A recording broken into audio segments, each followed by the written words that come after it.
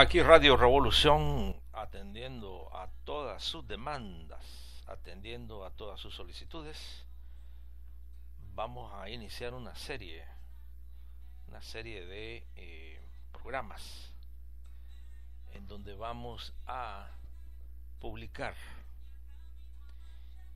información que no ha estado al alcance de casi nadie. Información que tendría que ayudarnos para comprender lo de febrero 3. Información que, como dicen los expertos en esta materia, nos empoderará. La verdad nos hará libres. Acceso a la información es acceso a poder. Por eso es que hay desinformación en el país. Hoy Radio Revolución está informándoles que se está negociando que las extremas sigan en el poder y que hay grandes posibilidades que el nazismo de Arena regrese. Ahí es donde usted tiene que entender el porqué de esta coyuntura en estos momentos y lo que está pasando en el país, incluyendo el llamado de la embajadora a Estados Unidos, incluyendo la lista que ya viene del Departamento de Estado, incluyendo la negación de la visa a Billy Joya en Honduras. Billy Joya, recuérdense ustedes que es el equivalente a Roberto Dabuizón en Honduras. Lo único que él está vivo, pero es el mismo, es el equivalente. De hecho, fueron, ya les informamos, estudiantes y han trabajado juntos y estuvieron en la planilla de la Agencia Central de Inteligencia como organizadores, fundadores, entrenadores de los escuadrones de la muerte. Ambos, recuérdense ustedes que fueron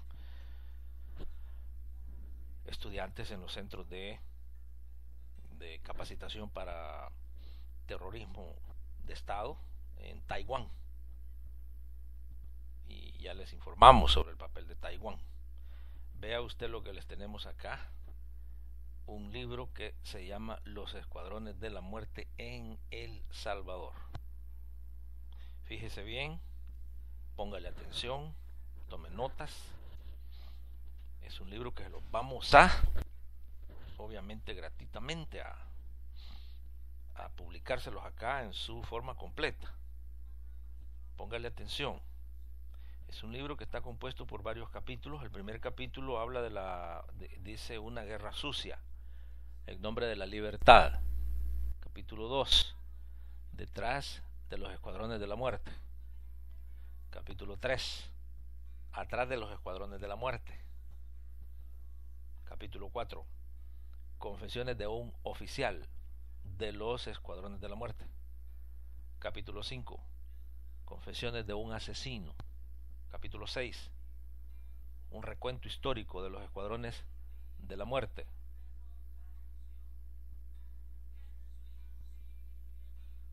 Hay unos anexos al final del libro. Oiga, que este libro ha sido estrictamente prohibida su publicación. Le urgimos a usted que inmediatamente lo distribuya. En los anexos del libro usted va a escuchar revelaciones del teniente Isidro López Cibrián. Va a haber una carta al fiscal general de la República, comité de presos de la Fuerza Armada, y algo relacionado a los archivos que contradicen a Estados Unidos sobre el genocidio en el país.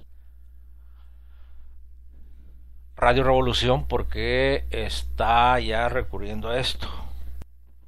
Es inminente, por lo que ya hoy sabemos que viene del Departamento de Estado, Pentágono, Embajada, Es inminente que los Estados Unidos aplicarán lo que hicieron en 1900, en los 80s. Recuérdense ustedes que transformaron, por ejemplo, a José Napoleón Duarte y lo convirtieron en un agente de la CIA y lo pusieron en la presidencia del país para que les justificara la intervención militar de todos los 80s en el nombre de la democracia. Y así fue. Por eso es que impidieron a que Roberto Dawson fuera presidente de El Salvador, aunque él había ganado en esas elecciones, pero lo impidieron porque no les venía bien para el proyecto que tenía Estados Unidos de los 80s, del genocidio en El Salvador, aplastar a toda la a todo el pueblo organizado, obviamente consciente, concientizado. No les convenía tener a el fundador de los Escuadrones de la Muerte como presidente del país. No había necesidad, decían ellos. Para ello tenían que tener una cara demócrata, entre comillas, y aquí es donde el señor José Napoleón Duarte inclusive llegó a Estados Unidos. Ustedes se acuerdan eso, solo búsquenlo en Google y ahí está José Napoleón Duarte besando la bandera de los Estados Unidos de América. Bueno, póngale atención a esto. Este libro es único en la historia. Tiene información tan importante que por eso está prohibida su distribución. Radio Revolución ha trabajado con algunos de los autores de este libro. En estos momentos ya viene la lectura de Arena y los Escuadrones de la Muerte. Empezamos. Empieza el libro con lo siguiente: todavía cantamos, todavía pedimos, todavía soñamos, todavía esperamos que nos den la esperanza de saber que es posible que el jardín se ilumine con las risas y el canto de los que amamos tanto. Como ustedes saben, parte de una canción de Mercedes Sosa.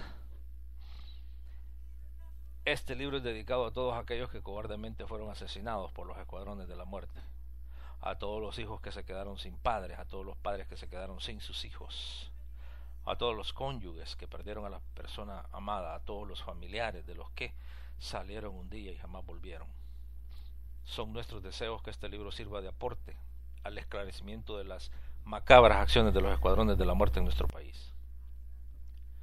Queremos que esta pequeña contribución sirva a nuestros hijos para la construcción de una sociedad mejor, en donde el pueblo tenga la oportunidad de decidir su propio porvenir.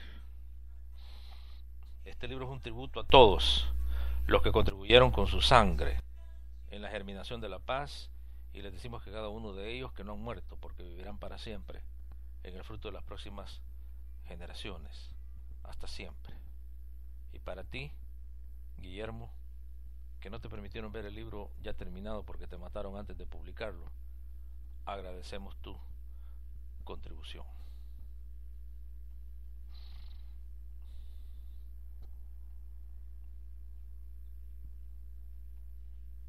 Poema de Pablo Neruda. Pido castigo por esos muertos, nuestros muertos. Pido castigo para los que de sangre salpicaron la patria. Pido castigo para el verdugo que mandó esta muerte. Pido castigo para el traidor que ascendió sobre el crimen. Pido castigo para el que dio la orden de agonía. Pido castigo para los que defendieron este crimen. Pido castigo. No quiero que me den la mano empapada con nuestra sangre. Pido castigo. No los quiero de embajadores, tampoco en su casa tranquilos. Los quiero ver aquí juzgados, en esta plaza, en este sitio. Quiero castigo.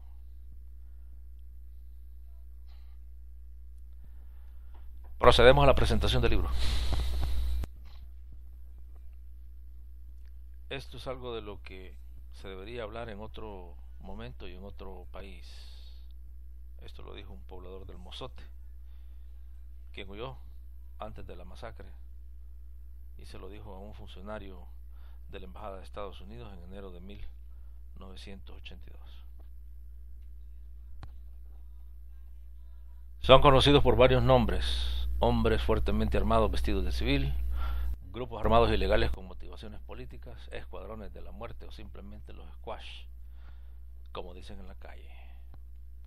El fenómeno no se originó en El Salvador, pero fue perfeccionado en este país. Durante casi 2 décadas, los escuadrones de la muerte han aterrorizado a la población, amenazando, capturando, torturando, asesinando, desapareciendo a miles de personas antes, durante y después de la guerra, operando con impunidad y en la oscuridad. Siempre hubo rumores sobre participantes y estructuras con temor. La gente susurró, mencionó nombres, pero por la complicidad del sistema judicial, del gobierno y por mucho tiempo de los Estados Unidos, muy poca información fue conocida dentro del país. Mediante conjura entre familias poderosas, civiles, militares y en ciertos momentos con participación de extranjeros, el desarrollo de los escuadrones de la muerte pasó por varias etapas. Se mantuvo y se complicó con redes de narcotraficantes y del crimen organizado. Durante la década pasada, algunos periodistas internacionales investigaron y publicaron sus reportes, principalmente en los Estados Unidos. Una parte de la verdad fue conocida en otro país durante la década pasada, en periódicos y revistas, en la Agencia Central de Inteligencia, el Departamento de Estado, el Pentágono y Washington.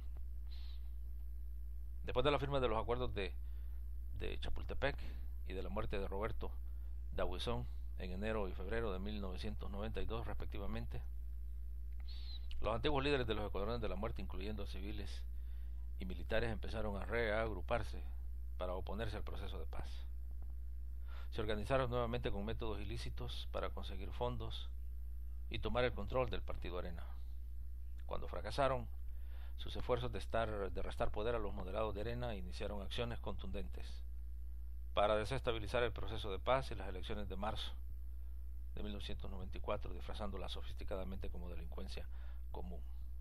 El informe de la Comisión de la Verdad, hecho público el 15 de marzo de 1993, incluyó poca información nueva sobre los grupos armados ilegales con nuevas motivaciones políticas, pero enfatizó el peligro que representan para el futuro del país y la necesidad de una investigación profunda que contribuyó a erradicar para siempre este flagelo. 5 días después, la Asamblea Legislativa promulgó una amnistía general. 21 miembros del FMLN fueron asesinados entre enero de 1992 y octubre de 1993, todos bajo circunstancias no esclarecidas. El ambiente preelectoral cambió en la mañana del 25 de octubre de 1993, con el asesinato de un líder importante de la fuerza ex guerrillera, Francisco Vélez. El crimen fue cometido por profesionales a sangre fría y a plena luz del día. 5 días después, otro líder, Eleno Castro, murió en circunstancias oscuras.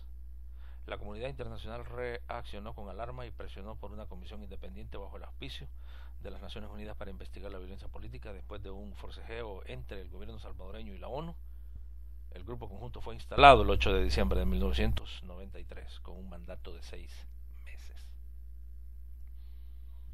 Al día siguiente, otro dirigente de alto nivel del FMLN, Mario López, fue asesinado.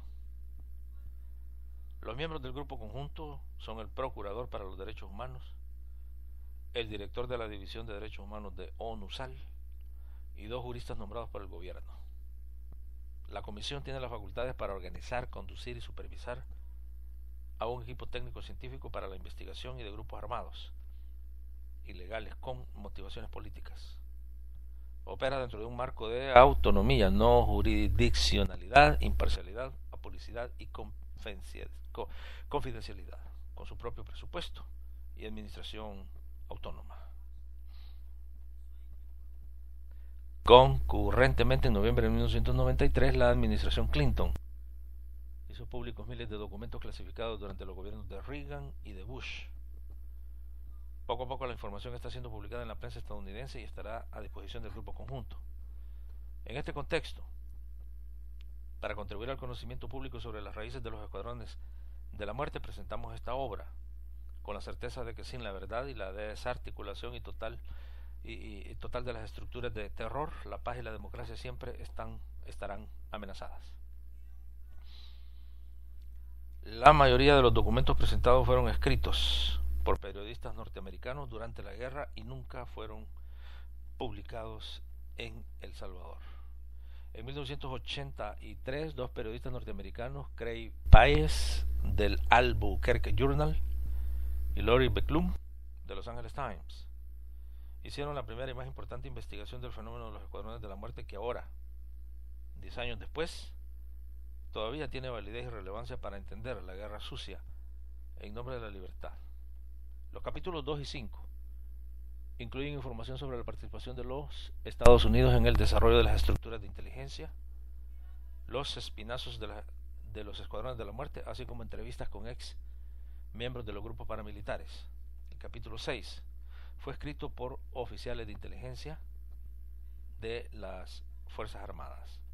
Lo publicamos a su solicitud, respetándoles el anonimato. El anexo incluye 3 documentos importantes: el testimonio del ex teniente Rodolfo López Cibrián, una carta de ex miembros de la Fuerza Armada actualmente presos y un artículo del New York Times sobre el tema. Presentamos entonces esta colección de artículos y documentos como una contribución a la verdad, por demasiado tiempo solamente conocida en otro país. Los editores de esta obra somos un grupo de salvadoreños comprometidos con la paz y preocupados por la situación frágil que estamos viviendo a 2 años de la firma de los acuerdos de Chapultepec. Debido al resurgimiento de la violencia política, debemos mantenernos por ahora en el anonimato, pero con la esperanza que esta medida no reste credibilidad a la valiosa información aquí presentada. Enero 1994.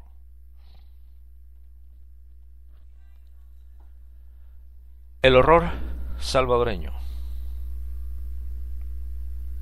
En los últimos años, los Estados Unidos se han alineado con algunas de las fuerzas más oscuras, pero lo peor ha sido que han tolerado el terror clandestino impulsado por la poderosa oligarquía salvadoreña, que tras bambalinas dirige a la ultraderecha del país. El Albuquerque Journal presentó un informe sobre el resultado final de un estudio exhaustivo sobre los clandestinos escuadrones de la muerte vinculados a la actividad política abierta. Esa actividad, teñida de una ideología neonazi, forma parte de la doctrina de la Alianza Republicana Nacionalista, ARENA. Los informes del reportero investigador Craig Páez revelan un panorama convincente del papel protagonístico de los sectores de ultraderecha en la racha de asesinatos que en los últimos 4 años han provocado la muerte de 40.000 personas en este pequeño país centroamericano. El reporte demuestra la forma en que el principal líder de ARENA y expresidente de la Asamblea Legislativa, Roberto Dawison, estaba vinculado a los sectores clandestinos que concibieron y estructuraron esta red de terror. Su objetivo es la eliminación de la izquierda y el centro moderado en El Salvador, a fin de preparar el camino para que la ultraderecha realice la catártica toma del poder.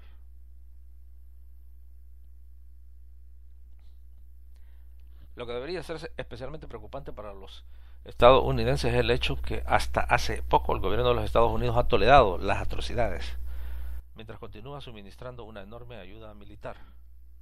Los aspectos sobre derechos humanos de la política exterior de los Estados Unidos han sido deliberadamente minimizados a lo largo de los últimos 4 años. La cruel ultraderecha salvadoreña cree que este país ignorará los asesinatos masivos a cambio de neutralizar la amenaza comunista en este hemisferio. Y hasta hace poco nuestra política exterior centroamericana parecía estar orientada hacia esa dirección, pero los escuadrones de la muerte, los militares y los paramilitares que tienen la responsabilidad, ya no son figuras desconocidas sin rostro. ARENA es su alter ego y Dawison, su candidato presidencial para las elecciones de marzo, es el portador de su bandera. El oponente principal de Dawison será el demócrata cristiano José Napoleón Duarte. Si logran sobrevivir a los escuadrones de la muerte suficientes dirigentes demócratas cristianos capaces de montar una campaña política. Si Dawson ganara y Arena se consolidara como el legítimo gobierno de El Salvador, los Estados Unidos se verán ante una opción imposible. Continuar ayudando a El Salvador gobernado por Arena implicaría apoyar a la recalcitrante ultraderecha que realizó atentados y asesinatos para lograr espacio político. Suspender la ayuda norteamericana en caso de una victoria de Arena sería decirle a los cada vez más fuertes guerrilleros izquierdistas que se encuentran en las montañas que ha llegado el momento de otra Nicaragua. El dilema lo hemos creado nosotros. Si desde hace tiempo Washington hubiera prestado atención a las señales de sus propios diplomáticos de carrera de Centroamérica, especialmente en El Salvador, se hubiera podido evitar el meteórico ascenso de esas fuerzas sanguinarias. Pero Washington no lo hizo, ahora tiene que correr contra el tiempo y remendar. A poco tiempo de las elecciones de marzo, los Estados Unidos deberían hacer todo lo posible para impedir la coerción, el terrorismo y el fraude por parte de la extrema izquierda y la extrema derecha.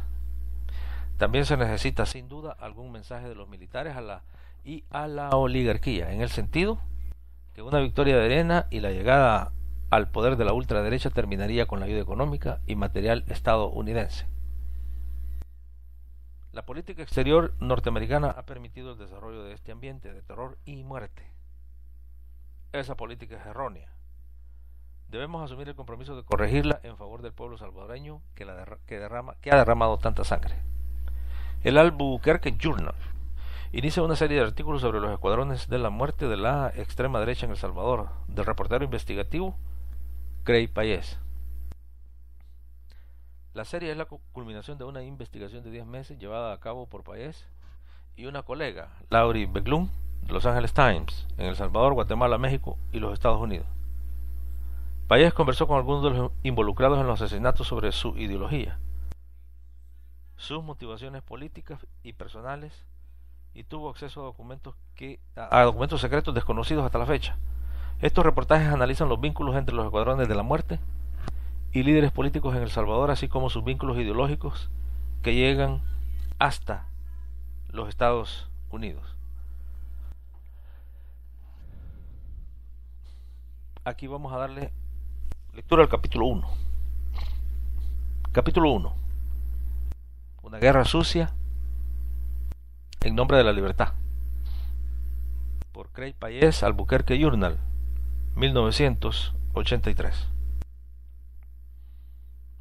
Creen en la democracia de Jefferson y en los escuadrones de la muerte. Sus colores son rojo, blanco y azul. Son salvadoreños nacionalistas que han construido el segundo partido político más importante del país a partir de una red paramilitar anticomunista y en perfecto inglés, aprendido en escuelas norteamericanas. Defienden los asesinatos de miles de civiles como un hecho necesario para preservar la democracia y el libre comercio.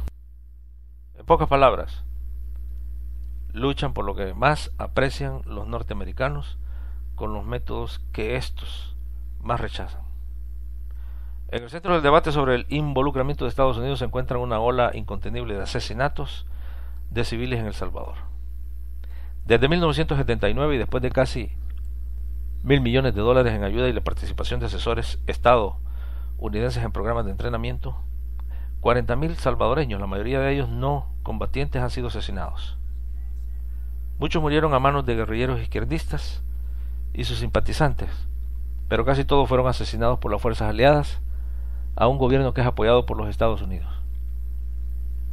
Los llamados escuadrones de la muerte usan el terror como un arma para impedir la reforma económica y una negación con la guerrilla que ponga fin a la guerra civil de 4 años. En recientes declaraciones, el presidente Reagan, el vicepresidente Bush y el secretario de Estado George Shultz han señalado el problema de los escuadrones de la muerte como un gran obstáculo para continuar la ayuda de los Estados Unidos a El Salvador después de que el Congreso recortó $22 millones de ayuda militar norteamericana como respuesta al resurgimiento del terror derechista. Hasta hace poco, los verdaderos mecanismos y la lógica de estos asesinatos eran en buena medida desconocidos. Muchas veces los únicos argumentos eran los propios cadáveres flotando en ácido, con los huesos destrozados, mutilados sexualmente, con los cráneos completamente desprovistos de piel que hacía sospechar de la utilización de maquinaria para destazar reses.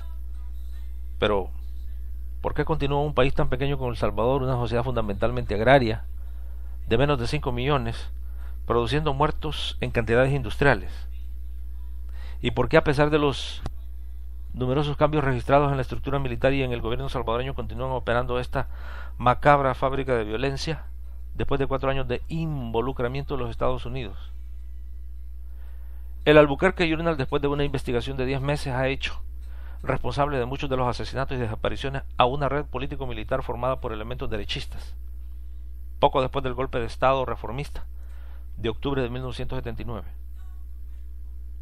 Apoyado por los Estados Unidos, ahora la red tiene su alter ego legal de la Alianza Republicana Nacionalista Arena, el segundo partido político más grande de El Salvador.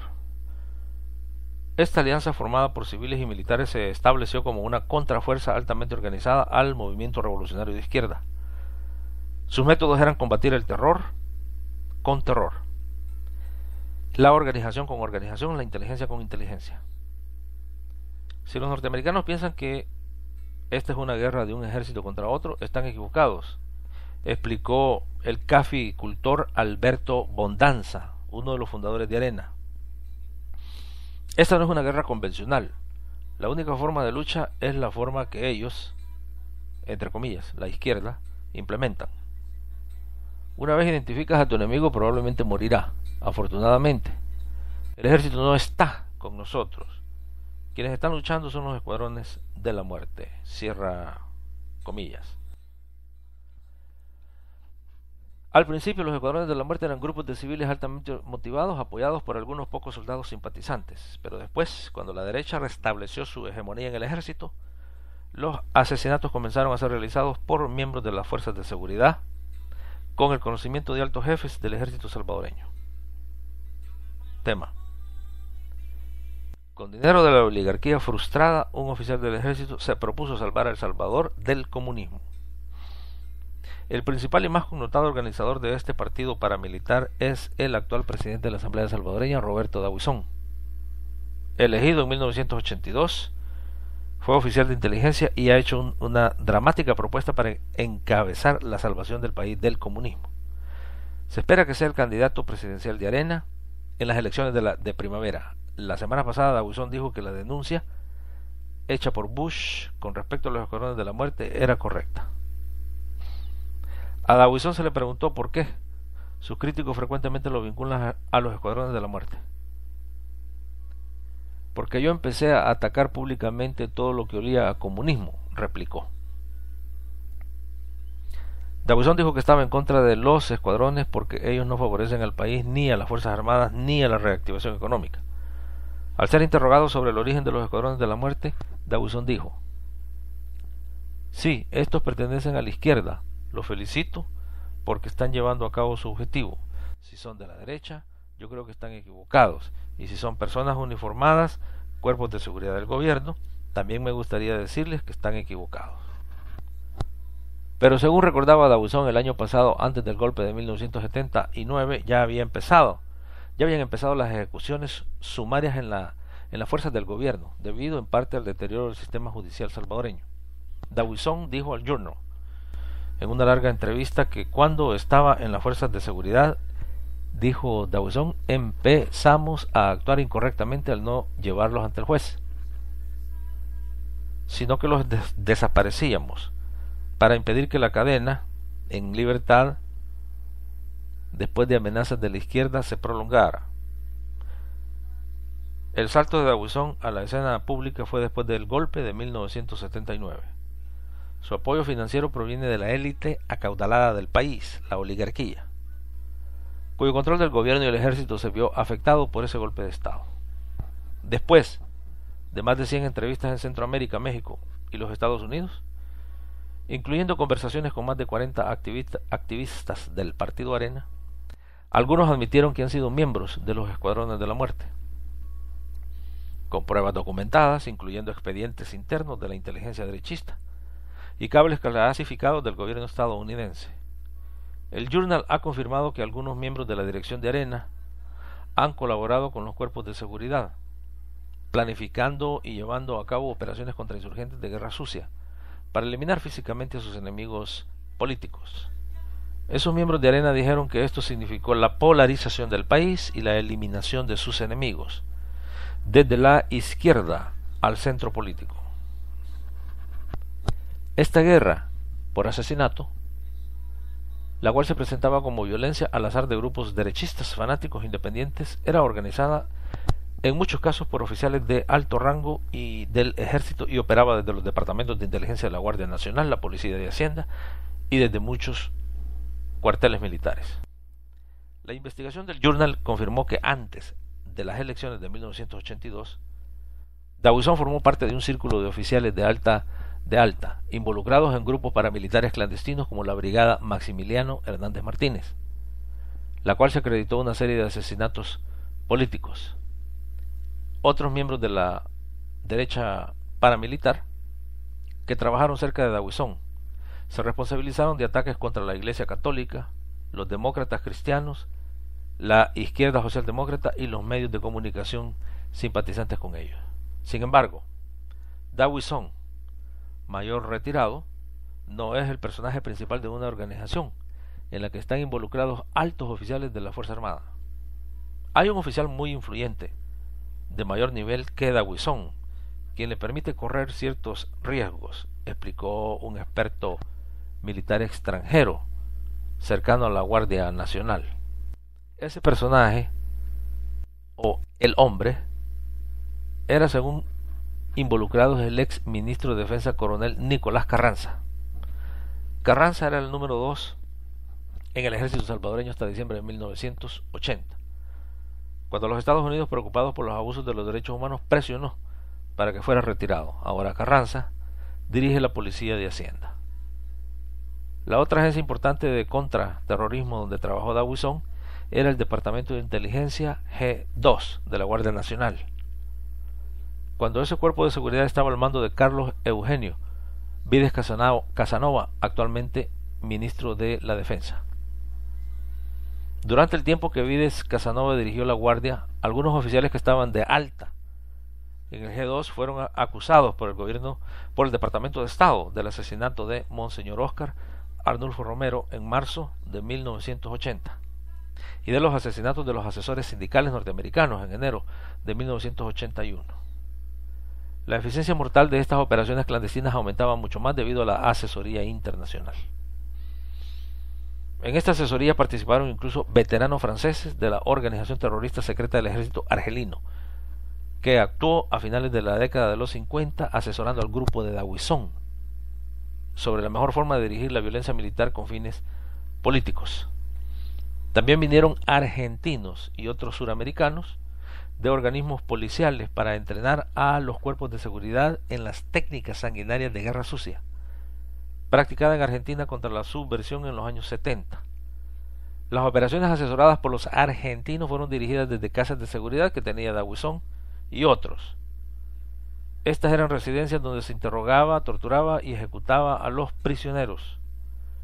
Colaborando y con estas operaciones estaban muchos civiles de clase media en pueblos y ciudades y una red de miles de informantes paramilitares y rurales. El propósito de la estrategia era darle forma, acelerar y dirigir la violencia militar y policial para destruir la infraestructura civil de las organizaciones de izquierda. Algunos jóvenes que integraban dichos grupos de derecha dijeron al Journal que también se habían organizado en células clandestinas, intentando crear organizaciones similares a las de la guerrilla. En esa red estaban empresarios que asesinaban gente y jóvenes de 20 años que ponían bombas en edificios. Habían pilotos privados que introducían de contrabando armamento especial diseñado para acciones clandestinas, tales como ametralladoras Ingram con silenciador, lentes para visión nocturna, chalecos antibalas, buenos para la autodefensa pero también para el asesinato político. Aún los adolescentes sin experiencia fueron ocupados para hacer propaganda y servir como mensajeros de sus padres y hermanos. Vecinos adinerados desde sus casas amuralladas comenzaron a comunicarse entre sí en clave a través de seudónimos y guardar armas automáticas y explosivos. Subtema: Ante la proximidad de las elecciones y buscando legitimidad, los clandestinos organizaron un partido político adoptando los temas de la plataforma del Partido Republicano de Estados Unidos de América. Conforme a las elecciones de marzo de 1982 se aproximaban los paramilitares clandestinos, se dieron a la tarea de articular un partido político legal. Algunos miembros se pusieron en contacto con la nueva derecha de Estados Unidos y recibieron asesoría y ayuda. Los derechistas salvadoreños admiraban a la derecha reaganiana de Ronald Reagan y moldearon su partido en parte, por lo menos según la plataforma de 1980 del Partido Republicano. Después de los resultados de las elecciones de marzo de 1982 quedó claro que la derecha violenta había concluido su transformación de fuerza ilegítima clandestina a fuerza influyente, incrustada en el gobierno. Arena logró el 25% de los votos y Dawison la presidencia de la Asamblea Constituyente. Con su triunfo electoral, el partido había logrado al menos algunos de sus objetivos. Obligaron a salir a los demócratas cristianos que tenían el respaldo de los Estados Unidos y lograron desarmar y desmantelar completamente a los sectores progresistas del ejército. Y aunque no había logrado tener las reformas, todavía había que esperar las elecciones presidenciales del 25 de marzo de 1984. Un funcionario del Departamento de Estado comentó: la derecha continúa siendo un grave peligro, pero ahora ya es legal. Las entrevistas realizadas por el Journal revelaron que la historia de Arena desde el golpe de 1979 hasta el triunfo de las elecciones de 1982 había sido cuidadosamente grabada y guardada secretamente en cajas, archivos y videocassettes en El Salvador, Guatemala y Miami. Dirigiendo el movimiento estaban salvadoreños adinerados que vivían en un dorado exilio. Provienen de un número pequeño de familias elegantemente llamadas las 14, que se fusionan por enlaces matrimoniales y que controlan los principales bancos, las mayores empresas y casi todo el comercio exterior. Pero, como dijo la esposa de un acaudalado salvadoreño, el corazón del movimiento lo constituyen las familias de segunda, que son los gerentes formados en Estados Unidos y que administran las propiedades de las 14 familias. Ellos son los impulsores y los facilitadores, cordiales, elegantemente vestidos con sus jeans de última moda. No desentonarían en Beverly Hills o en Santa Fe, excepto por sus pistolas 45 que llevan al cinto de sus Calvins, o por sus carteras de mano donde llevan sus revólveres. Excepto por los congestionados tugurios de salvadoreños que van alcanzando rápidamente los vecindarios de la cima de la loma, viven en una isla norteamericana, llevan a sus hijos al McDonald's en carros blindados y saludan a la guardia que portando una ametralladora protege los arcos dorados. Esta emergente clase media tiene un temor tan grande al comunismo que ni siquiera nuestros ideólogos se lo pueden imaginar, explicó uno de los miembros del Consejo de Seguridad Nacional estadounidense, quien al igual que muchos funcionarios no quiso ser citado con su nombre. Dawison no es un caso aislado, no quiere el poder ni para él ni para las 14 familias. Simboliza un nuevo desarrollo. Aquí hay mucho más de lo que nosotros, entre comillas, los que hacemos la política estadounidense, hemos dicho hasta ahora. El vicepresidente de Arena, Hugo Barrera, quien tiene una cicatriz de bala que le propinó un trabajador en su fábrica, experimentó tanta alegría después de unirse a Dawison, que compuso un himno de guerra, cantado fielmente por los areneros, titulado Tiembla, tiembla comunista. Subtema: si ustedes tuvieran comunistas en los Estados Unidos destruyéndoles su Golden Gate, Puente de Oro, y sus fábricas, también odiarían a los comunistas, dijo Hugo Barrera. Barrera nunca admitió haber participado personalmente en alguna actividad paramilitar. Sin embargo, otro miembro del partido Arena, que admitieron haberlo hecho, nos dijeron cómo fue evolucionando su actitud respecto a los comunistas, de odiarlos a matarlos. Pero se quejaron amargamente de que la prensa internacional distorsionaba sus acciones. La izquierda puede hacer estas cosas, pero nosotros no. Somos Robin Hood. Ese es el punto, reclamó Mario Rada Eli, un ex dirigente de Arena. Las entrevistas del Journal con miembros de Arena se realizaron durante cenas austeras en mansiones vacías, a la orilla de piscinas, en lujosos de hoteles y en reuniones de derechistas que discutían abiertamente sobre el golpe de Estado y levantamientos militares.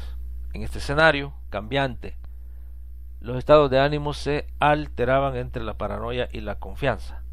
Las entrevistas generalmente empezaban a nivel ideológico y luego pasaban a puntos más concretos. Fue después de varios meses de entrevistas que cuando se comenzó a tocar el tema de los escuadrones de la muerte, lo que la derecha llama eufemísticamente la parte militar. Aún entre nosotros mismos nadie tenía la visión global, dijo Ricardo Paredes, un ex dirigente de Arena. Sabíamos que algunos de nosotros iban a ser capturados por el enemigo. Aquí no te matan por lo que haces, sino por lo que sabes. Ese punto fue discutido en Miami cuando Orlando de Sola, miembro de una de las familias más ricas de El Salvador, se mostró preocupado porque el Journal había penetrado en lo que él llamaba nuestro círculo íntimo. Lo que ustedes saben es peligroso, nos dijo Sola. Alguna gente ha sido asesinada por saber lo que ustedes saben. Puede pasar mucho tiempo para conocer completamente el asunto. Por lo que revelan estas entrevistas y todo el material informativo es solamente un primer plano de uno de los episodios más violentos de la historia de Centroamérica. Tema: la derecha se organiza como la izquierda para ganar la guerra. La Alianza Republicana Nacionalista Arena hizo su primera aparición como partido político organizado a finales de 1981 bajo la dirección carismática del ex mayor Roberto D'Aubuisson. El término nacionalista en el nombre del partido enfatizaba la importancia predominante del Estado, rasgo típico de otros movimientos violentos políticos anticomunistas quienes han usado la misma terminología, como por ejemplo el partido nazi, Nacional Socialista Alemán, y el Movimiento Nacional de Liberación Guatemalteco, MLN. Lo de republicano es en reconocimiento al resurgimiento de la derecha en los Estados Unidos, demostrado con la victoria de Ronald Reagan en 1980. Y la palabra alianza reconoce los intereses compartidos de miembros de la oligarquía, militares, empresarios civiles y campesinos conservadores, que hasta hace 4 años representaban el único poder político reconocido en El Salvador. Arena es el vehículo con el cual sus seguidores buscan reafirmar su tradicional hegemonía en la sociedad salvadoreña. Su surgimiento ocurre 4 años después del golpe de Estado dirigido por oficiales jóvenes el 15 de octubre de 1979, el cual tenía como objetivo terminar con la corrupción, las violaciones de los derechos humanos y destruir la estructura del poder tradicional. Pero a diferencia del resto de los partidos políticos de El Salvador, Arena no es solamente una organización política, es una organización político-militar, estructurada según el modelo de los partidos comunistas revolucionarios de extrema izquierda. Subtema: si un batallón de infantería no es adecuado para luchar contra la guerrilla, diseñemos una organización que sí sea adecuada, lo dijo Roberto D'Aubuisson. Los miembros de Arena tienen una teoría de guerra contrainsurgente, antiguerrillera, que corresponde al desarrollo del partido. Dicha teoría explica la racha de asesinatos ejecutados por los escuadrones de la muerte, expresión concreta de la implementación de un plan de asesinatos selectivos y masivos. Posiblemente D'Aubuisson sea la figura más conocida de Arena, pero en el movimiento hay miembros más poderosos que él. La organización del partido se extiende a través de los 14 departamentos. Está dividido en sectores que corresponden más o menos a las divisiones tradicionales de la sociedad salvadoreña: jóvenes, campesinos y agricultores. Pero el partido también abarca a oficiales militares locales, operativos de las fuerzas de seguridad y una amplia red de las unidades de defensa civil, de la que se sospecha sirve para eliminar a los opositores políticos.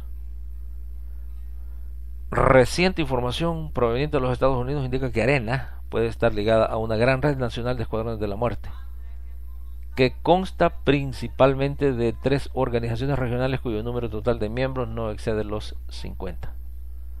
En San Salvador los nombres de los grupos que operan son el Ejército Secreto Anticomunista, ESA,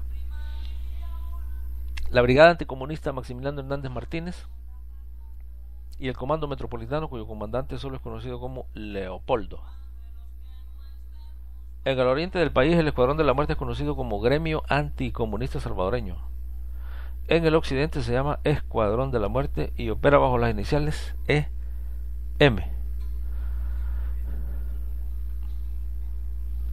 La administración norteamericana ha ordenado a las autoridades federales investigar a los exilados salvadoreños en Miami para saber si están financiando a los escuadrones de la muerte y, de ser así, si pueden ser deportados.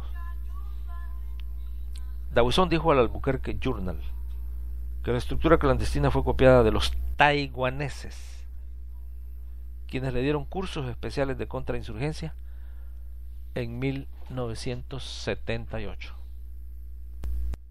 Según el analista de la corporación RAND, Brian Jenkins, los taiwaneses enseñan que los civiles deben organizarse en una estructura política de apoyo a su propio ejército para asegurarle un flujo permanente de información de inteligencia. El resultado, dice, es un ejército al servicio de un partido político y no solamente del Estado. Los taiwaneses realmente insisten en este tipo de guerra de organizaciones, según lo explicó Roberto Dawson en una larga entrevista con el Journal. Si un batallón de infantería no es adecuado para luchar contra la guerrilla, diseñemos una organización que sí sea adecuada. El plan, según explicó uno de los ayudantes de Dawson, era establecer una organización de 3 niveles: un nivel político o de propaganda, para estimular y proteger el nivel militar, un sistema financiero que siempre nos proporcionara fondos para operar, y un nivel militar que los Estados Unidos denominan escuadrones de la muerte derechistas, gente que sale, secuestra y mata de igual manera, de igual forma.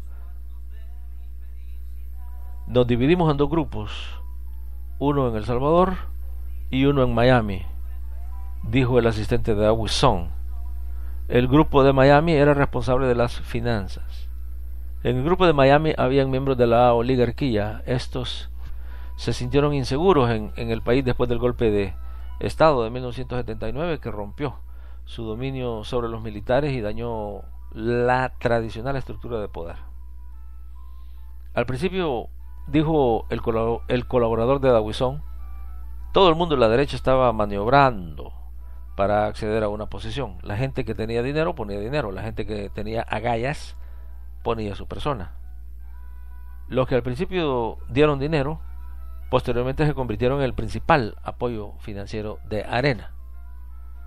¿Qué surgió después?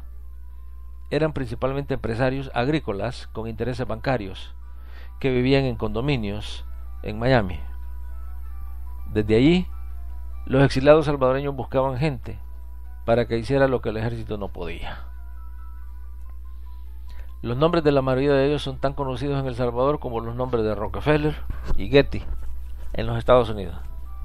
Entre esos nombres están Guillermo Billy Sol, Orlando de Sola y familiares del dirigente derechista guatemalteco Mario Sandoval Alarcón. En 1979, al interior de la comunidad de exilados salvadoreños en Miami, dijeron fuentes del Journal, se discutía la posibilidad de contratar militares y asesores extranjeros para restablecer una red de seguridad que dirigiera a sus propios escuadrones de la muerte. Los nombres de los participantes no fueron revelados, pero según se dice, la meta de la campaña financiera para cumplir esta era de $10 millones,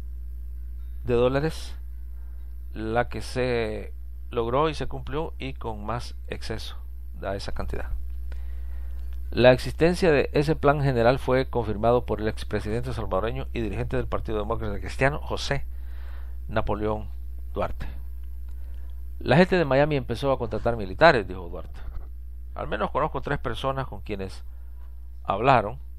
Buscaban gente para crear una estructura paralela al ejército, para hacer las cosas que el ejército no podía hacer. Querían encontrar a alguien que organizara una fuerza militar y guerrillera, igual que la de la guerrilla de izquierda. Su preocupación principalmente era el trabajo de inteligencia.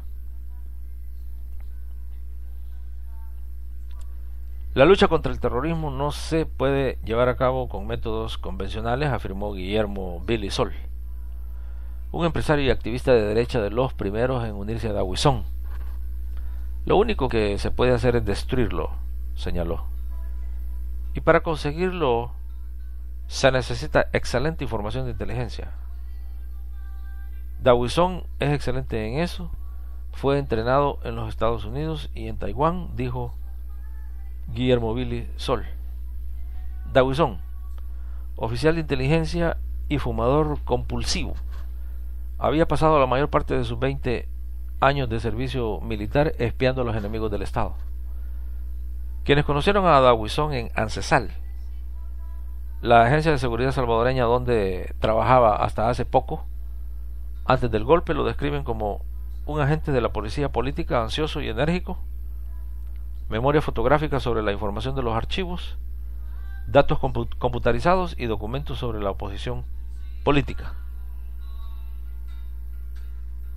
En 1978, poco después de concluir un curso especial en Taiwán, Dawison redactó un informe de inteligencia de 64 páginas para la Guardia Nacional, que pasó a ser el texto básico sobre las relaciones entre reformadores sociales y ex guerrilleros marxistas para los diferentes servicios de inteligencia del gobierno salvadoreño. Dawison fue asignado a la unidad selecta de esos servicios, la Agencia Nacional de Seguridad Salvadoreña, ANSESAL.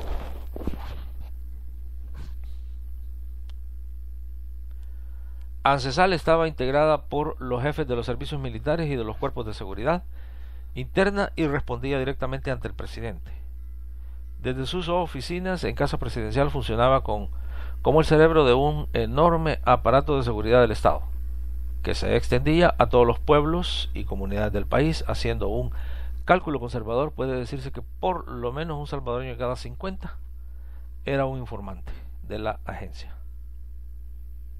Además de recoger información, ANSESAL era utilizada para desarrollar actividades de escuadrones de la muerte antes del golpe, según aseguraron oficiales salvadoreños y norteamericanos. Después del golpe, se ordenó la disolución de ANSESAL, la reconstrucción de ese aparato de espionaje y la utilización de sus archivos para ubicar a los opositores. Se convirtió en el primer objetivo del movimiento nacionalista de Roberto Dawison. No es una guerra civil, tampoco una guerra abierta, ni una guerra legal, explicó Ricardo Paredes, ex ministro de Educación y miembro de Arena. No queremos librar una guerra justa. Tenemos que salir y hacerlos mierda. Debido a que los máximos dirigentes de las organizaciones comunistas están siempre en la clandestinidad, los servicios de inteligencia tienen que convertirse en servicios de combate para descubrir el cerebro secreto y destruirlos, explicó Dawison. Si se destruye su base social, a los civiles, la guerrilla se morirá de hambre en las montañas, dijo Paredes. Después del incruento golpe de Estado que los llevó al poder en 1979, los oficiales jóvenes, además de disolver ANSESAL, también trasladaron o dieron de baja a cerca de 60 altos oficiales y ordenaron la disolución de la controvertida Organización Democrática Nacionalista, conocida abreviadamente como Orden, una red paramilitar rural que operaba en todo el país. Estos oficiales jóvenes también crearon una comisión para investigar el paradero de los prisioneros políticos y de los desaparecidos. El golpe de los jóvenes reformistas se planteó a poner fin a las violaciones, pero los asesinatos aumentaron a 800 al mes.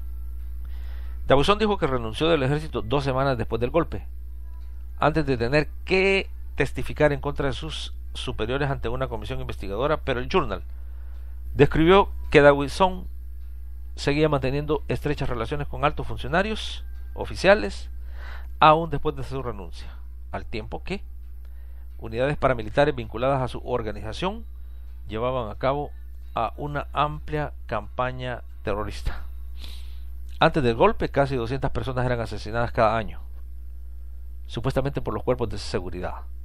Salvador tenía renombre internacional por ser uno de los peores violadores de los derechos humanos en el mundo. Después del golpe, el número de asesinatos aumentó de manera sostenida, llegando a 800 mensuales. Funcionarios salvadoreños norteamericanos atribuyeron este incremento de la violencia a escuadrones de la muerte independientes, financiados por la oligarquía y dirigidos por paramilitares clandestinos de derecha.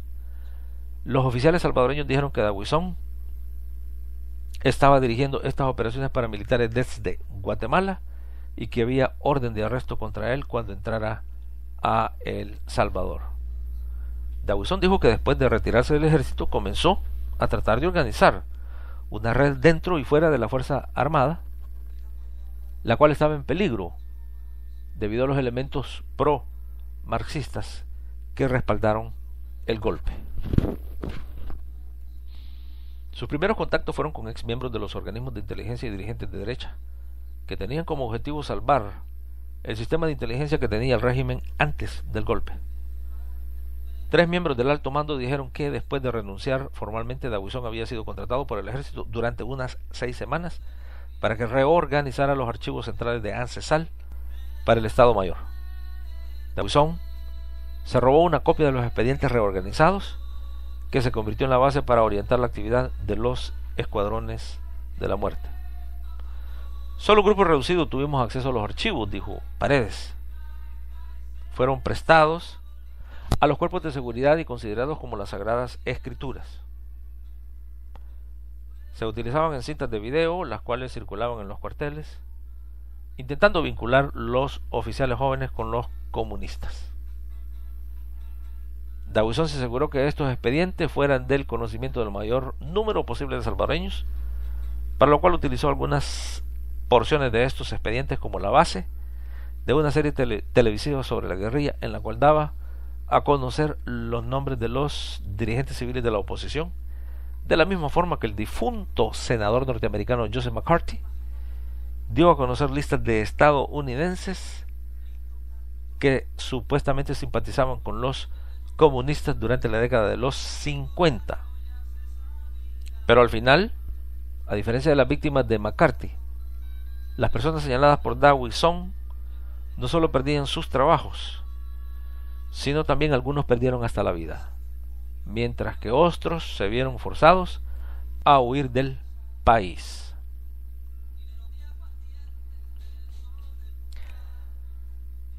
Hacemos una pausa con esta parte del libro. Regresamos pronto, sin antes pedirles a todos ustedes que, si les parece el material, manden comentarios. Ya ustedes saben cómo hacerlo para proseguir con el resto del libro. Si no recibimos comentarios suficientes, indicaría que no hay algún interés. Radio Revolución entonces no seguirá publicando este libro. Esperamos entonces sus comentarios, esperamos entonces sus opiniones, esperamos entonces sus reportes. Hemos leído parte del capítulo 1, ya ustedes saben lo que falta.